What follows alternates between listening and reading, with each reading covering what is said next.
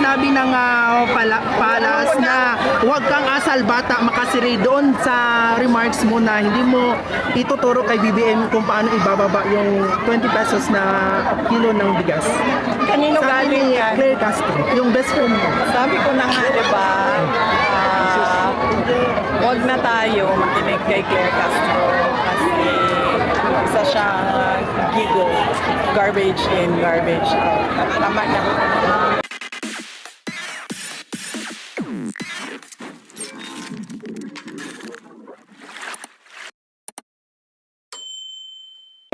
Vice, tanong ko lang sa local, umaasa ba kayo sa MILF may papangalanan sila or endorse sila from PDP Laban? And nagtataka ba kayo kung hindi sila nagsasalita after PRD na dinala sa Hague?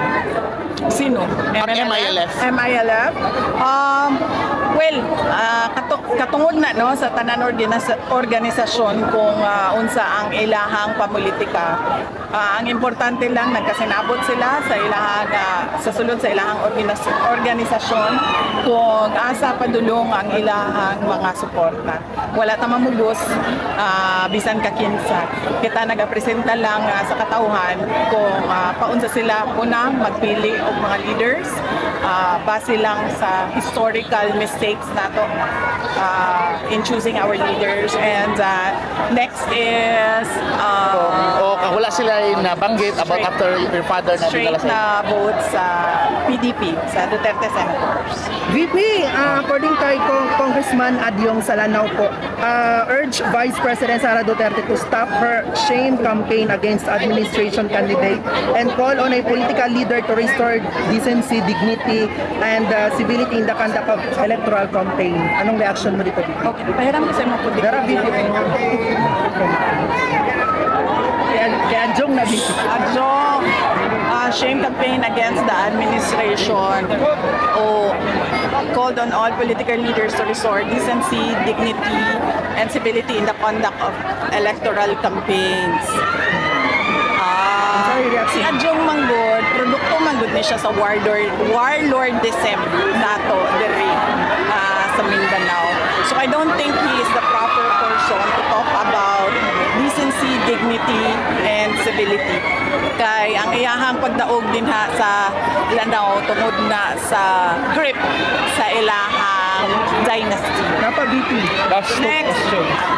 Contrary to her very outspoken nature, House Deputy Majority Leader Paolo Ortega, the 5th of La Union on Monday said impeached Vice President Sara had seemingly adopted what may be described as a deafening silence when China made illegal activities in the Philippines, Sandy Cay, which is part of the Spratly Group of Islands. South China Ito Sea. niya ang ginaistoryahan. Kani si Puan, isa po dapat ni sa China. si Ortega, mura po ni siya og si Adyong.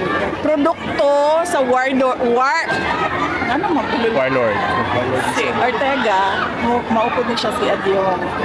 Produkto sa warlordism tinhi sa ato ang nasod. So, angay niya nga mo-adopt po og deafening silence. Ay wa siya katungod mo abli sa iyahang bakba.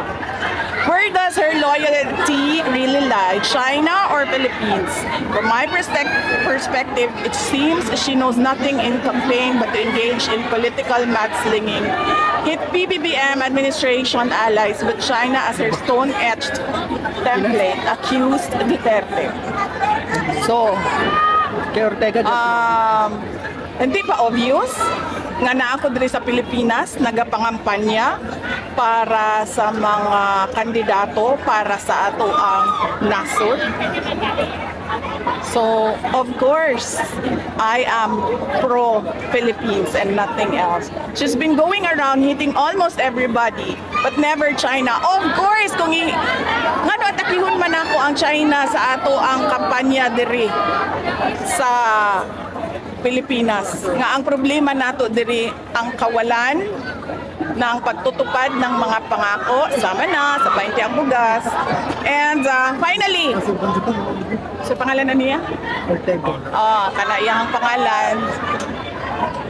Don't change the topic, boy. The topic is promises made and broken again and again. Last two questions. Napabibi. Katong ngayon ka bahapon, i-repeat lang namo nga dapat managot ang pangulo sa kay Digong pagkidnap. Yes! Dapat! Because number one, dili to mahitabo ang pagkidnap kay President Duterte diri sa ato ang nasod kung wala to'y approval sa presidente. Dili na makalihok tanan dili na mo stand down ang AFP, dili na mulihok ang PNP kung walay go signal sa ilahang mga secretaries, kung walay, di ba yan masyadong malapit? Hindi naman, ma'am. Wapa kay kadra BPO. Tama, lapit. Kanang di na makalihok ang PNP, dili na makalihok ang AFP kung wala na approval sa ilahang secretaries, and walay secretary nga mulihok kung walay approval sa presidente. And yes, Last. dapat siya managot kasi that is an impeachable offense. It's a culpable violation of the Constitution and betrayal of public trust because they allowed a foreign jurisdiction to intervene in our national sovereignty. We did not have any obligation to cooperate with the ICC because we already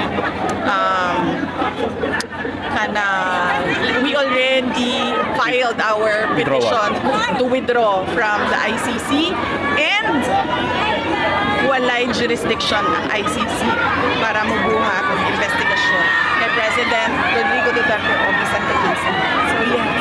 Last question.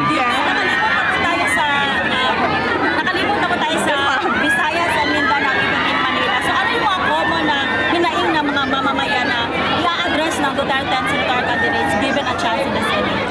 Yes, ma'am. Ang kanila is kung ano yung nasimulan ni Pangulong Duterte. PRD promised build, the big ticket infrastructure projects. PRD promised peace and order sa ating bayan. And naturally, when there is peace and order, development o kalambuan, kaunlaran ay sumusunod din. Mag-attend po tayo sa iba pang remaining Last. PDP rallies po with Kitty Duterte. Hindi ko pa, wala pa akong schedule pagkatapos nito, ma'am. Kasi ito pa lang yung katapusan ng schedule namin mula Visayas, mula Leyte, papuntang North Cotabato. So, mag-schedule pa kami ng aming mga gagawin sa May 7, May 8, May 9, at May 10. Thank you. Thank you. Thank you.